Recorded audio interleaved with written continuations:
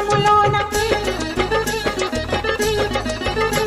ఈ కొండపైన అర్జునుడు తపమును గావించెను పరమశివుని మెప్పించి పాశుపతం పొందెను విజయుడైన అర్జునుడి పేరిట